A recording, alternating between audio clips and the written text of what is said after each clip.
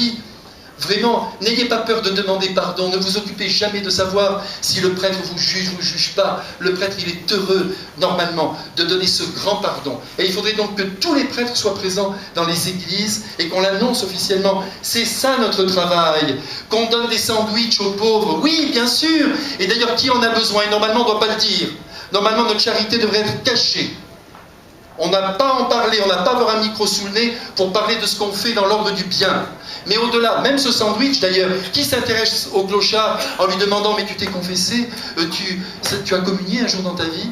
Et puis tout d'un coup vous êtes étonné, ce clochard il vous dit « j'aurais tellement voulu faire mon baptême, j'en ai baptisé un comme ça, un garçon de la rue, mais si vous aviez vu dans quel état il était, et quand j'ai été devant lui, je lui ai dit bien sûr je vais te baptiser, couvert de tatouages et tout, mais un beau regard, un enfant, quand je vois même tous ces clochards, je me dis mais dire qu'ils ont un papa et une maman, c'est quand même inouï. Alors si moi je ne suis pas leur papa et leur maman, qui va s'en occuper? Eh bien je revois ce garçon devant moi, et quand je lui ai dit, tu sais maintenant on est arrivé au moment de ton baptême, il m'a répondu, oh j'attends ça depuis que je suis gosse. Un gars de la rue, on va lui refuser la grâce du Christ, sous prétexte qu'il n'est pas venu au catéchuménat. En attendant maintenant il est chrétien, et on le retrouvera dans la gloire. Mais pour ceux qui regardent la confession, si nous arrivons à avoir cette paix intérieure, vous savez, mais vraiment de nous dire, on va vraiment demander le pardon de nos fautes, mais humblement comme des hommes, vous savez, Pascal disait toujours, soyez heureux, normalement vos péchés, vous devriez les dire à tout le monde. Le Christ a dit à un homme à la fois. Donc c'est déjà pas mal. Mais allez-y franco, videz le sac et vous aurez la joie. Et vous repartirez. Et même si le prêtre, vous le croisez dans la rue, c'est pas grave, parce qu'il ne se rappelle absolument pas de vos péchés, parce qu'il n'y a rien d'original dans le péché. C'est toujours les mêmes. Oh là là, c'est épouvantable d'ailleurs pour le prêtre. Mais en même temps, comprenez bien que ce sont là des clés essentielles, des clés pour la joie, des clés pour la paix intérieure. Rien ne vaut davantage que la paix intérieure. Et c'est pourquoi dans ce livre, je n'arrête pas de dire, mais que le prêtre, c'est-à-dire moi, parce que comme je vous l'ai dit, ce livre est pour moi, qu'il soit à son confessionnal, dans l'église, prêt à recevoir ceux qui ont besoin de cette tendresse de Dieu. La messe, alors comme je vous l'ai dit tout à l'heure, avec ce soin, il faut tout repenser là, je vous l'ai dit franchement, sauf quelques lieux, il faut tout repenser, il faut tout revoir, sinon ça va couler. Et la confession, c'est-à-dire la présence du prêtre, qui peut confesser n'importe où.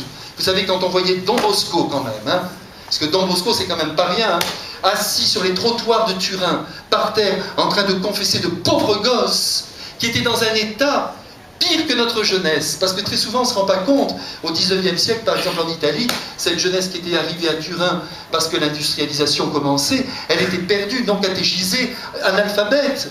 Il leur demandait parfois, sais-tu lire? Non. Sais-tu écrire? Non. As-tu des parents? Non. Tu sais siffler? Oui. Vous voyez, il essayait toujours de créer quelque chose, et tout de suite, je vais te confesser. Tout de suite, l'âme d'abord, et puis ensuite il s'occupait du reste.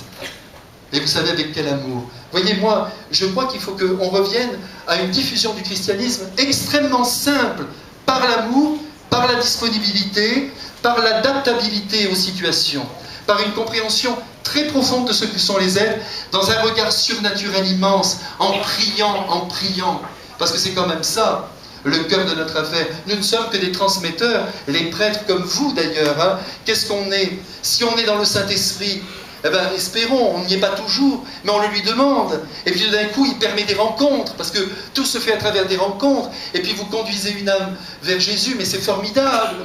Et là, vous voyez, j'en profite, Monsieur Magnot, je continue. Eh bien, il faut... C'est open bar, si je puis... Eh bien, écoutez, c'est là qu'il faut beaucoup travailler la question du laïcat. Parce que votre rôle est essentiel. Par exemple, le prêtre, il ne peut pas aller partout où vous allez, dans vos milieux professionnels, tout ça c'est absolument impossible.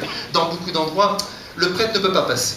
Mais c'est à vous de passer, et c'est à vous d'amener vos amis, et de les amener jusqu'au prêtre. Tiens, j'ai un ami prêtre, tu vas voir comme il va te comprendre. Oui, et vous tentez.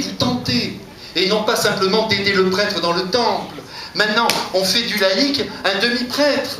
C'est une erreur. S'il y a des gens qui ont du temps, qui peuvent faire du catéchisme, c'est magnifique, attention, qui peuvent t'aider pour tel ou tel service, mais attention, le but quand même des fidèles baptisés, c'est d'aller chercher dans le monde leurs frères par leur amour et de les transporter dans le cœur du Christ. Et je vous assure que même si on est peu nombreux, si tous on faisait ça, les églises seraient pleines. Dès que je vois ces gens-là, vous savez, je me dis c'est formidable, j'ai le public de Saint-Paul. Et alors